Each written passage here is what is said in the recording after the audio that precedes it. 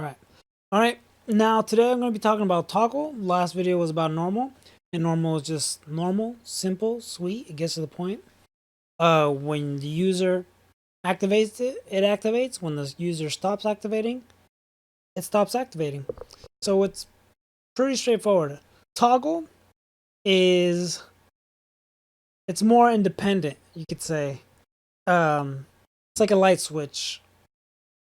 When you turn it on, it stays on until you come back to turn it off. You can combine this with other functions. It's kind of hard to, and that's just all based off my opinion. So I'll go over it. But first, let me talk about it through the online manual. On the online manual, it says it's an on and off state. It will hold its on state until either the user turns it off itself or you combine it with another function that can negate it. And what does all that mean? Well, I came up with some examples. I try to color code it. So let's go with the whole you activating it as a user and then turning it off again. That would be line 6. And I put it as X because I'm running out of buttons to explain it with. So I put activate again. So you would activate it with triple sip. And the only way to turn it off is to triple sip it again. So if you activate it, you're responsible for turning it off. Nobody else. And that's pretty much it. Toggle basically just holds the button for you. It does all the work, especially if there's games where you need to hold the button to do like a cutscene. I think I've seen it in Tomb Raider and other games. Or if you're... I mention it again because I've been playing them recently. In Sniper Elite 3, you're going to be like looting the people. So if you're just tired of holding the button yourself, this would be a perfect example of how to use it. Let the Quadstick do the work for you. Another way to turn off toggle, though, once you master it and, got used to how it works, another way to turn it off would be lines 7 and 8. And I use this a lot, and I mean a lot. I love using it. I use force off. Force off is another function in the function menu. I'm not gonna go over it. It's for another video, but basically, I call it user proof. It prevents mistakes. It makes sure that when you want things to turn off, it makes sure it turns them off. It turns off any input that is on by itself. So that's pretty much what a force off is. It forces things off. So that's another way to turn off something that is toggled. So in line 7, the left trigger is on by center sip. That's how you activate it. But if I were to triple puff it, it also turns it off. And it kind of reads backwards. It would basically, actually no, it reads left to right. Left trigger forces off if you triple puff it. Pretty straightforward. I use this a lot in Call of Duty, and almost every one of my profiles you will see it. You will see me using a bunch of force offs, but I digress. Going off topic, let me go on. Another way to turn it off is the same button can be used on another button on the Quadstick. Let me rephrase that easier. So lines 9, right? We're talking about right trigger now, right? R2. Right center sip would turn it on. And if I have another right 2 or right trigger on another button set as normal or any other conjunction, greater than, delay on, you name it. Anything besides toggle, it would also turn it off because the Quadstick will read like you triggered the right trigger on and it's already on. But then when you right center puff it, in this case, it also triggers right trigger. So the Quadstick has to choose which one it should activate. So it picks the new input. So if it's already on because of lines 9, once you trigger it again, on a different button, it takes over. It overwrites it. I think I made it more confusing than I needed to. Here, let me show you an example. So to speak, right here on my Call of Duty profile, lines 23 would toggle the aim, just like in this video example. But then lines 27, if I center sip it, I would aim as well and shoot. I call this quick aim.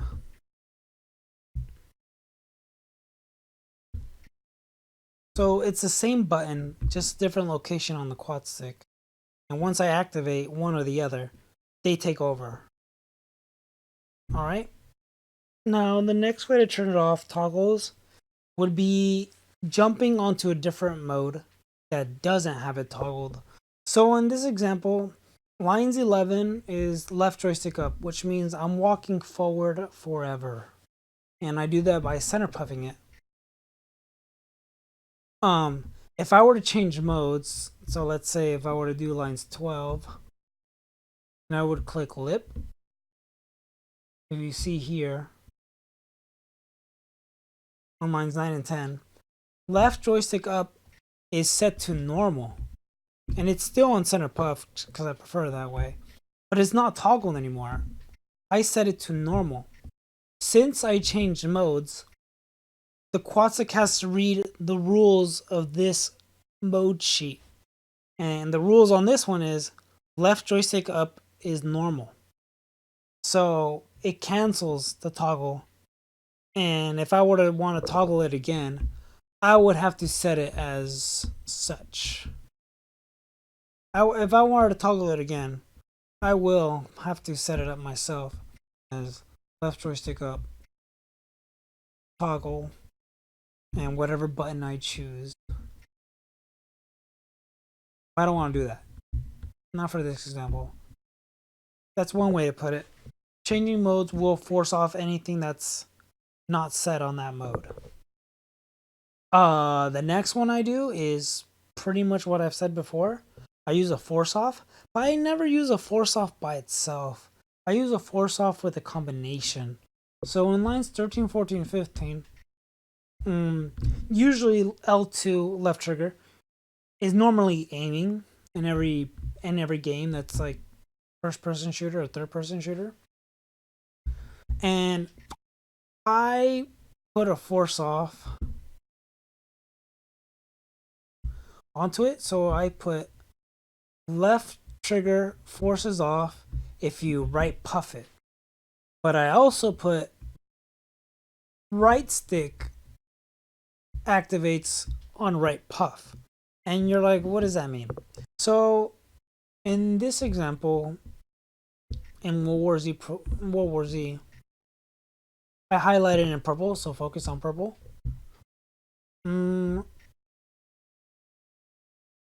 I did the exact same thing. I aim with the lip, but then when I right center sip it, it turns off the left trigger and it does a melee attack. So I worked with the game. So since there's so many zombies in this example, when I'm aiming and shooting and they get close to me, I want to stop aiming as quick as possible. So I put a force off so I can transition into the melee. If I didn't put the force off, melee would not activate.